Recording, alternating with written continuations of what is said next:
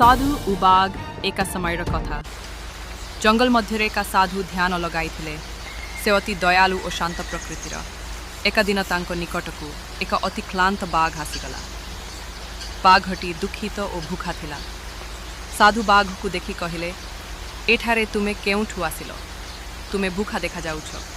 बाघ कहिला, मु दिने दिने शिकार न पाई भूखरे मरुची, दया करी किछि खाइबाकू दियो। साधु कहिले, मु तो तुमको मांस देई पारिबिनी, तुमे आहुरी दयालु हेबा शिख। जदि तुमे आशा और धैर्य रख, प्रभु निश्चित तुम पाई व्यवस्था करिदेबे। बाघटी धीरे धीरे साधुंक उपदेश बुझिला और मानव ग्राम को जीवा बंद करी जंगल मध्य शांत होई रहिला। किछि दिन परे एक मृत हरिण ताहा पाखकू आसी पड़िला। बाघ बुझीगला, सत्यरे धैर्य और आशा रखिले भगवान सहयोग करंत। धैर्य और आशा रखिले समय सबुठी ठीक हेबो।